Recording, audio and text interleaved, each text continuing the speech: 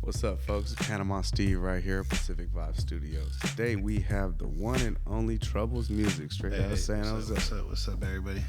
Man, welcome in, brother. Yeah, thank you for having me, bro. Hell yeah. Appreciate it. That's a pleasure, man. This dude's very talented. And recently I seen you doing all kind of commercials. You're a public figure, man. Props for all that. Yeah, thank you, man. Yeah, I just, messing around, bro, trying to figure it out. It looks like fun. You out there Yeah. cracking jokes and eating tacos, man. Yeah, I just started doing that just for, it all started off just like one of my friends started joking, and then the people thought we were actually foodies, so they started giving us free food, and then we just started doing it everywhere we go. That's how it started? Yeah. He was like, he's a foodie, and they're like, oh, okay, hold on. And they started bringing like extra lobsters, and you know what I mean? Hell So yeah. we were like, fuck it, just go with it, Hell yeah. Just ran with it. But it's working though. Numbers are decent. I seen you, man. Yeah. And that Gruense spot over there, and Yeah. because there's a few of them, right? But there's a few of them just in Redwood City, but Yeah. that one in particular is fire. Yeah. The one at the gas station. Yeah, that's the one. Yeah, that's the one right there. Yeah, I've been there once before, so I was like, let's go try it out, And then we just did it right there just for the hell of it. Bro, there's like that used to be like a staple here in San Jose. There's a bunch of them all over the place. Yeah, the one on Alma right there too, our Rancho Liquors. Yeah. That was one too. It's still there though, but the name changed, Right. Yeah, that was a go-to spot. So, bro, tell us about your upbringing prior to being Mr. Big Trouble. So, No, I grew up right here on Palm Street, Palm and Willow, in front of Sacred Heart Church. Yeah. So I grew up right there from the west side. Pretty much just kind of already like knew everybody from the neighborhood and stuff like that. And just started doing music, and then like really the neighborhood, the streets is what keep me, pushing more of the music. Like everybody just said, oh, keep rapping. So I just kept doing it, kept it going, and that's pretty much it, when did that start? I started rapping when I was like, maybe like 14. Yeah. 14, maybe like around 12, 14, around there. Like, writing little raps and Right. freestyling with my friends and stuff like that, Then I started taking it serious, like maybe 2002, maybe, around there. And released a little like EP, Street Life, stuff like that. And then it kept going. Then I did like a little time in jail, like a year. Then one of my boys in there kept like, oh, bro, when you go out, keep doing this, push it. And then that's how, like, started off like that. Inspired you a little bit. Yeah, inspired right? me. Like 2004, I started putting out projects and shit like that. And then just never looked back, kept going, kept pushing.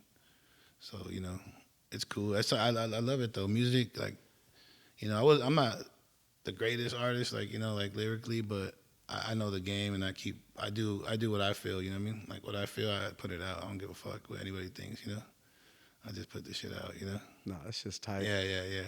Who does your beats, bro? I got Bear on the beat. My homie, in the beginning, my homie No Remorse did all the beats. Then I got Sean Ross, and I got DJ Ready Rock, and I've been using a little bit of Hudson beats right now. So it's like all over, a little bit of everybody. But mainly Bear on the beat. I got a lot of production from him. And then the Sean Ross did a lot of production. And then the Grandma's House, that was all produced by Indie Harmonics, which is a DJ Ready Rock. That was like a big project for me. You know what I mean? So it was cool. It was different. But I like samples, bro. Like, you know what I mean?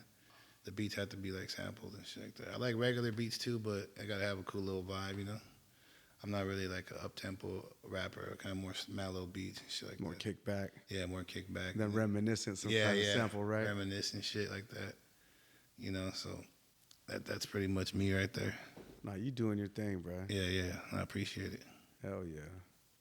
So, like, what stands out the most when, out of all these performances and everything you're doing, you know what I mean? All these albums, like, what kind of stood out the most for you?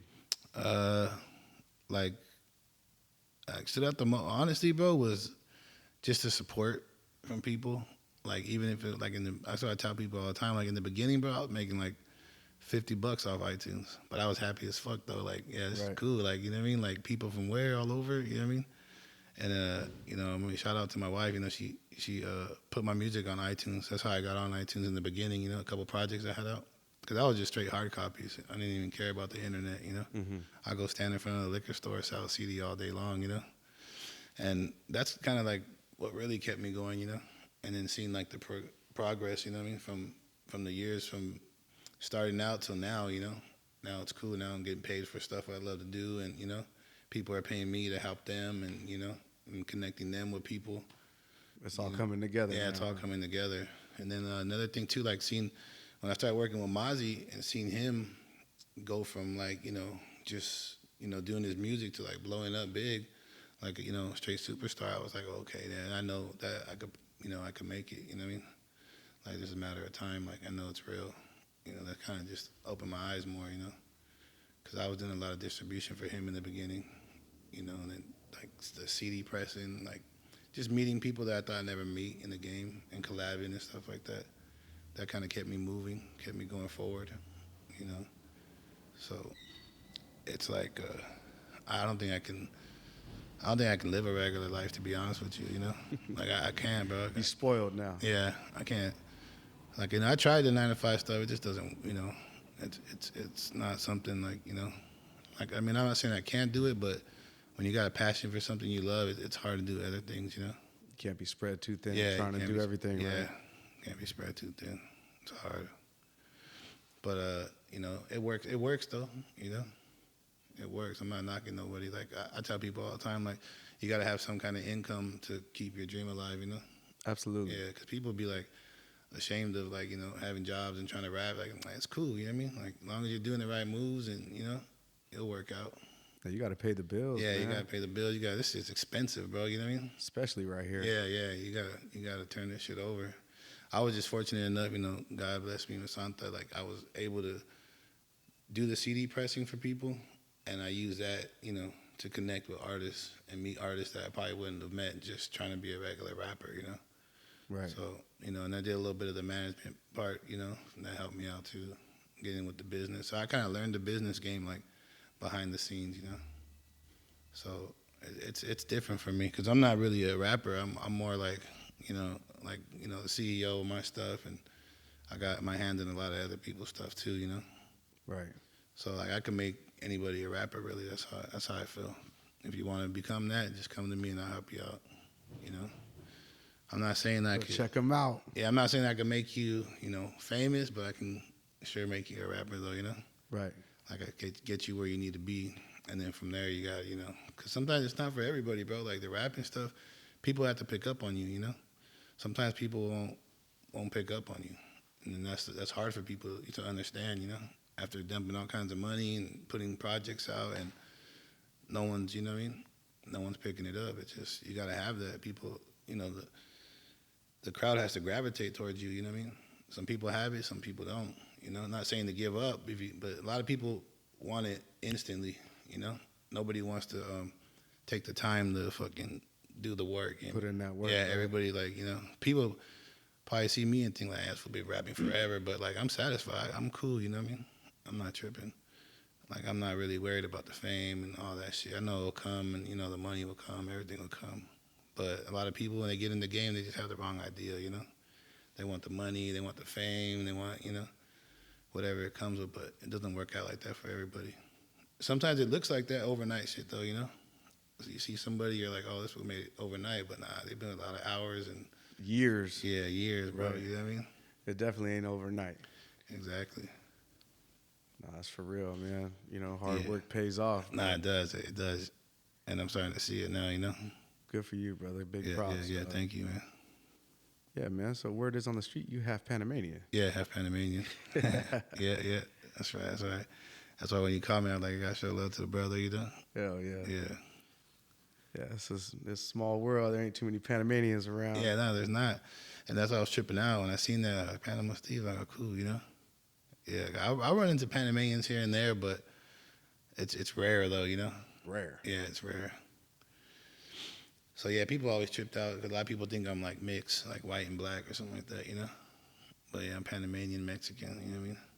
But then later, but when I talk to my grandfather, I'm like, I'm gonna be. I mean, I guess we're Panamanian because he's from Panama, but like, his grandparents are Jamaican, So it's kind of like, same thing, or we're mixed. No, same thing over here. Yeah. On my mother's father's side, 100% Jamaican, Yeah, but born in Panama. yeah, And so they still got the Jamaican culture, yeah, but just foreign, you Yeah. know, in Panama, you know. Yeah. And then that was like a lot of my culture growing up. mm, It's interesting because Yeah. it's exactly what you said. My grandmother's Panamanian, but she's the one that hooked up with my grandfather yeah, that was of, you know, Jamaican descent. So I guess during the early, I hate to sound like a historian or Yeah, anything, that's all right? good. But like Yeah. when they were making the canal in the early 1900s, a lot of Jamaicans came down to the canal to work. You know yeah, what I mean? And then settled. yeah. And that's what I learned too, young, that Panama has the dollar, so you don't see them out here. Like they have the American dollar over there, Yeah, there's no need to leave. Yeah, there's no need Panama's to- established. Yeah, There's a lot of money there. Yeah, exactly. So like, because my grandmother's Panamanian, and my grandfather's Panamanian, and then I'm Mexican, my mom, but my dad's full Panamanian. So you obviously lean more toward the Mexican side, right? Yeah, because I was raised with my grandmother raised me, so I was more over here on my mom's side of the family. But as I got older, I always knew my Panamanian side. Right. I tripped out too though, because it was different when I first started going with my pops, like around 15. I always seen them growing up in and out. But when I first started going over there, I would see like like Latin people, everybody chilling, talking. And then I see like a black dude chilling, and I'm like thinking in my head, like, dang, this guy don't know anything they're saying. He's just sitting here. And all of a sudden he'd be like, oh, yeah, go, yo. I'm like, oh, what the hell? So that, when I started experiencing that at first, I was like, oh, damn, we're mixed. Like, you know, like a lot of different people that are Latin, Like you got black. I got cousins that look white. You would think they're white people. Right. But they're, Panamanian or Colombian, mixed. So it was true. The culture is trippy, Yeah, like I'm the white one of my family. Yeah, it's like that. I got cousins like me too. I got family members dark as charcoal. Yeah, Exactly. And it's a trip. What they call it, like Afro-American, right? Right. Yeah. So it's a trip. Cause that was a trip for me. I was like, oh man, everybody speaks Spanish, like But it's cool though. It's different, Cause I'm used to coming from right here where I grew up. It's all pure Mexicans. Right. You know what I mean? So to see a different culture was cool. You know what I mean? No, there's like multiple cultures in Panama. Yeah. It's a cool place to be. It is. You have different provinces, like pretty much states over there that are predominantly predominantly Hispanic or whatever you want to call it, Spanish. Yeah. From, Spanish descent, whatever light skin. Mm-hmm. Basically, if you're white over there, it means you're Hispanic. There's no Yeah. like white people there like that. no You know white- what I mean? yeah. And then you got places that are all black. Yeah. Then you got places that are all indigenous. Yeah. Then you got the city. It's just a melting pot of everything. Yeah. Okay. You got to make it out there. Yeah, bro. no, I gotta go check it out, bro. I gotta go check it out. I don't know why I haven't. You know what I mean? I've been to a lot of places. I just haven't been to Panama. You got to check out Bocas del Toro in particular. Yeah, Yeah. yeah, That's like the Hawaii of Panama. That's popping. Bro. yeah. That's what everybody tells me. I have another. My cousin from my mom's side. She's with the Panamanian too. He's like, yeah, he kind of like similar to you. You know what I mean? And he's Panamanian. He's telling me the same thing. He said like Panama is the new Cancun. Like a lot of people are going there now. And stuff I mean, like that. I've been to Cancun. I don't know if you want to call it that, but there's definitely a lot of like Yeah. resorts and places. Yeah, that's what he's all saying. inclusive. Yeah. He's saying it's like more like instead of going to like Mexico, people are going to Panama, like Right. Taking a different route, checking it out. He said it's like party and stuff like that. Costs a little bit more in Yeah. Panama though. Mexico with all Yeah. the desmadre that's been happening over the last few years, Yeah. like they're trying to get tourists to come in. Yeah, yeah. I seen some crazy deals to go to Mexico. Yeah. I haven't been to Mexico since I was a kid. You know what I mean? Like probably like I think I was like 15 last time I've been there. You know what I mean? Because we were living in LA at one point when I was younger, and we would go to Mexico every now and then. Oh, you just go right there across the border? Yeah, I was over there for a year with my mom. Yeah, Tijuana's something else though. Yeah, we were in Tijuana and shit. Tijuana's. See, that reminds me of like Caledonia or something Yeah, crazy in Panama. Yeah. Yeah, That shit. I like that shit, but not necessarily for Yeah. tourists. Not to go. Yeah. That's not a vacation. Yeah, I was young. We just go, and it was just like cool. Seafood was hella cheap. You know what I mean? It's kind of like a Yeah. big flea market, Yeah, right? that's what it was. Just going Right. chilling over there. No, it's cool. Yeah. It's cool. Yeah. Tijuana's. I always enjoy myself in Tijuana. Yeah. They got the strip there, La Revolucion. Yeah. That's just Not everybody should experience Tijuana at least once. Yeah, at least one time. Hell yeah. So what's your next move, man? What's your next? My next move, bro. I mean, I moved on to digital, you know. So now I got like sub labels I can give out through Empire, Troublez Music. You know what I mean? So I started doing that, and that's going good. You know, I'm kind of putting artists on. You know, like I'm trying to put the more or less like I got some artists, but I'm trying to put more like labels on. You know what I mean? Like if you got a label, I want to work with you because I know you got multiple artists that you can help out, and then keep it rolling like that. So I'm trying to establish like label deals with other artists.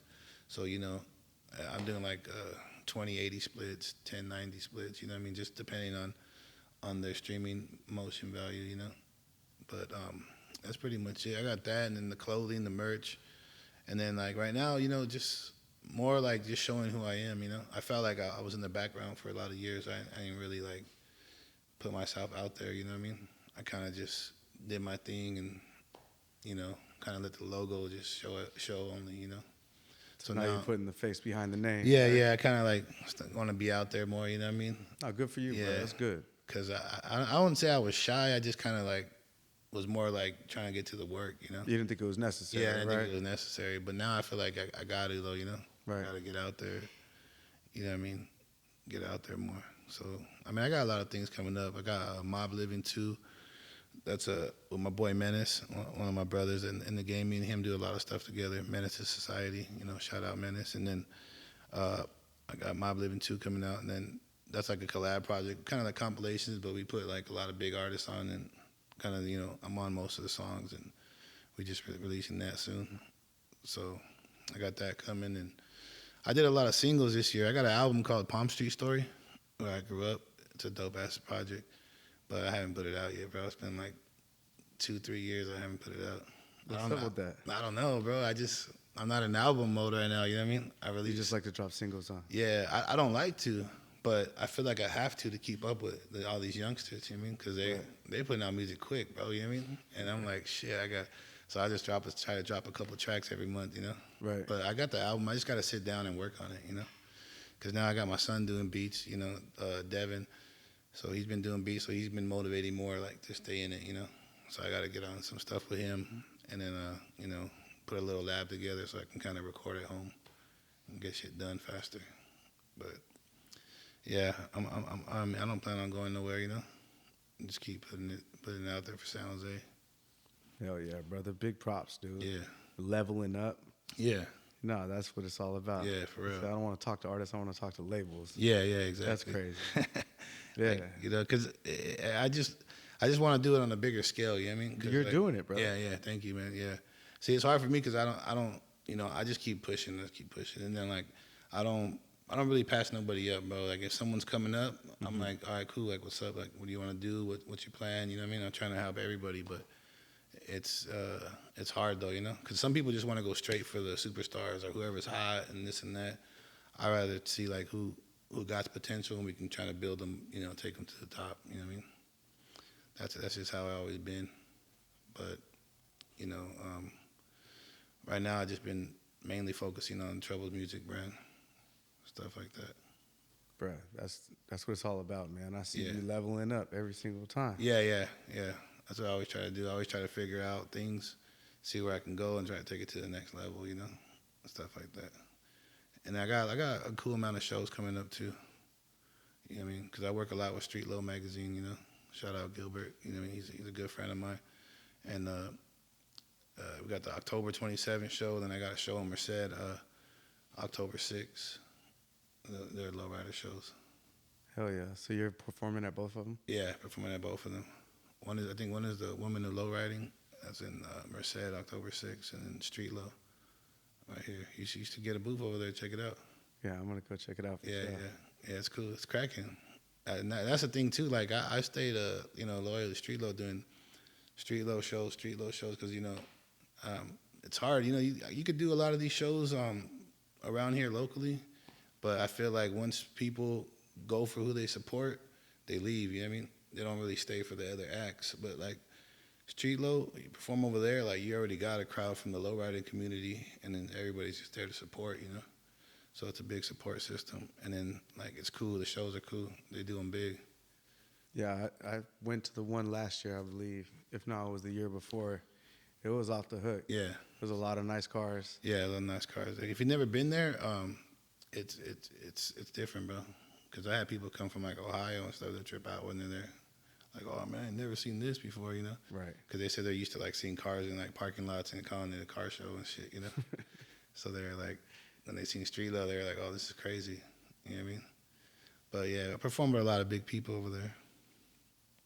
So it's cool, you know? So when's this one? On October what? 27th? The 27th? Mm-hmm. Hell yeah. October 27th.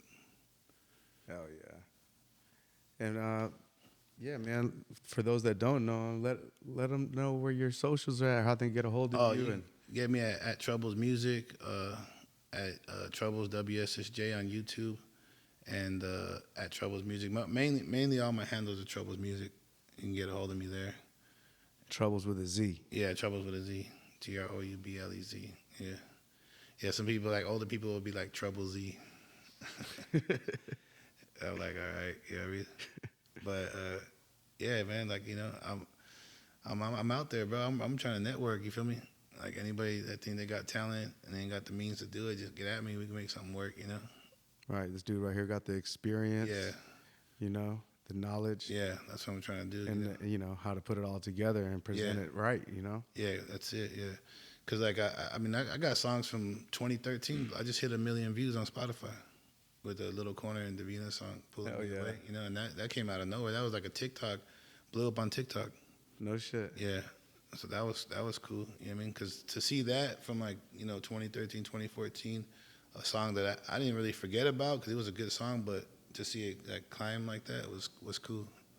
Because I'm like, damn, you know, even like I feel like a lot of people give up too early in their career, you know? Like they got stuff going and then they just kind of quit. And it's like, damn, you would have just stayed a little longer, you would have probably seen some more, you know, positive feedback, you know?